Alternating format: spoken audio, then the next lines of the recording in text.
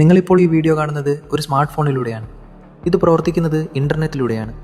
നിങ്ങളുടെ തലയ്ക്ക് മുകളിൽ കറങ്ങുന്ന ഫാൻ, നിങ്ങളിരിക്കുന്ന മുറിയിലെ വെളിച്ചം, ഇതൊന്നും ഒരു സുപ്രഭാതത്തിൽ ഏതെങ്കിലും ദൈവം ആകാശത്തു നിന്ന് താഴേക്കിട്ട് തന്നതല്ല. ഇതെല്ലാം നൂറ്റാണ്ടുകളായി മനുഷ്യൻ തൻ്റെ ബുദ്ധി മാത്രം ഉപയോഗിച്ച് പരീക്ഷണങ്ങളിലൂടെയും നിരീക്ഷണങ്ങളിലൂടെയും നേടിയെടുത്ത ശാസ്ത്രത്തിൻ്റെ വിജയങ്ങളാണ്. പക്ഷേ വിരോധാഭാസം എന്താണെന്നറിയാമോ? മനുഷ്യൻ കണ്ടുപിടിച്ച എയർ കണ്ടീഷൻ്റെ മുറിയിലിരുന്ന് മനുഷ്യൻ വിക്ഷേപിച്ച സാറ്റലൈറ്റ് വഴി ഇൻ്റർനെറ്റ് ഉപയോഗിച്ച് നിങ്ങൾ കമൻ്റ് ഇടുന്നത് ശാസ്ത്രം തോൽക്കും, ദൈവം ജയിക്കും എന്നാണ്. ഇതിലും വലിയൊരു ഇരട്ടത്താപ്പ് വേറെയുണ്ടോ? നിങ്ങളുടെ ദൈവം എവിടെയായിരുന്നു ഇത്രയും കാലം? നൂറ്റാണ്ടുകളോളം വസൂരിയും കോളറയും പ്ലേഗും വന്ന് മനുഷ്യർ തെരുവുകളിൽ പിടഞ്ഞു വീണ് മരിച്ചിട്ടുണ്ട്. അന്ന് ഈ ഭൂമിയിലുണ്ടായിരുന്ന എല്ലാ ദൈവങ്ങളെയും വിളിച്ചു കരഞ്ഞിട്ടും ഒരു തുള്ളി മരുന്ന് ആകാശത്തുനിന്ന് വീണില്ല. ഒരു ദൈവവും രക്ഷിക്കാൻ വന്നില്ല. ഒടുവിൽ മനുഷ്യൻ തന്നെ ലബോറട്ടറിയിൽ ഉറക്കമളച്ചിരുന്ന് മരുന്ന് കണ്ടുപിടിക്കേണ്ടി വന്നു, ആ രോഗങ്ങളെ ഈ ഭൂമിയിൽ നിന്ന് തുടച്ചു നീക്കാൻ. അന്ന് മൗനം പാലിച്ച ദൈവത്തെയാണോ നിങ്ങൾ ഇന്നും രക്ഷകൻ എന്ന് വിളിക്കുന്നത്? ഇനി നിങ്ങൾ ആശുപത്രികളിൽ കാണിക്കുന്ന നന്ദികേടിനെ പറ്റി പറയാം.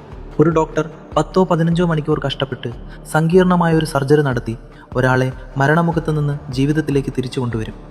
രക്തം നൽകിയത് മനുഷ്യനാണ്, മരുന്ന് നൽകിയത് മനുഷ്യനാണ്, ഓപ്പറേഷൻ ചെയ്തത് മനുഷ്യനാണ്. പക്ഷേ പുറത്തിറങ്ങി വരുമ്പോൾ നിങ്ങൾ പറയും ദൈവം രക്ഷിച്ചുവെന്ന്. അവിടെ നിങ്ങൾ അപമാനിക്കുന്നത് ആ ഡോക്ടറുടെ കഴിവിനെയും മനുഷ്യൻ്റെ അധ്വാനത്തെയുമാണ്.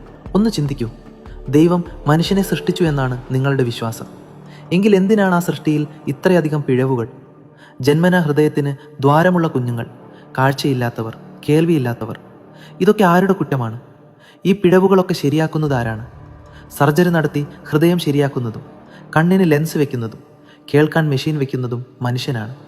അതായത് ദൈവം വരുത്തിയ തെറ്റുകൾ തിരുത്തി മനുഷ്യനെ പൂർണ്ണനാക്കുന്നത് മനുഷ്യൻ തന്നെയാണ്. സൃഷ്ടാവേക്കാൾ ബുദ്ധിയും കഴിവും സൃഷ്ടിക്കുണ്ട് എന്ന് തെളിയിക്കാൻ ഇതിലും വലിയ ഉദാഹരണം വേണോ? കൃഷി മുതൽ കൃത്രിമ ബുദ്ധി വരെ എത്തി നിൽക്കുന്ന ഈ ലോകം മനുഷ്യൻ്റെ വിയർപ്പാണ്. ഇവിടെ ദൈവത്തിന് ഒരു പങ്കുമില്ല. നമ്മൾ വിത്തിറക്കിയാലേ വയറു നിറയൂ, നമ്മൾ മരുന്ന് കഴിച്ചാലേ രോഗം മാറും. അല്ലാതെ പ്രാർത്ഥിച്ചാൽ മാറുന്നതല്ല വിശപ്പും വിധിയും. അതുകൊണ്ട് വെളിച്ചത്തിൽ ജീവിച്ച് ഇരുട്ടിനെ വണങ്ങുന്ന ആ ഏർപ്പാട് നിർത്തുക. കാണാത്ത ദൈവത്തിന് മുന്നിൽ കൈകൂപ്പി നിന്ന് സ്വന്തം കഴിവുകളെ ഇനിയും അപമാനിക്കരുത്. നിങ്ങളെ രക്ഷിക്കാൻ നിങ്ങളുടെ കൈകളും സഹജീവിയുടെ സഹായവും മാത്രമേ ഉള്ളൂ. ശാസ്ത്രം വെളിച്ചമാണ്. ആ വെളിച്ചം കെടുത്തിക്കളയാൻ ദയവായി അന്ധവിശ്വാസമെന്ന ഇരുട്ടിനെ അനുവദിക്കരുത്.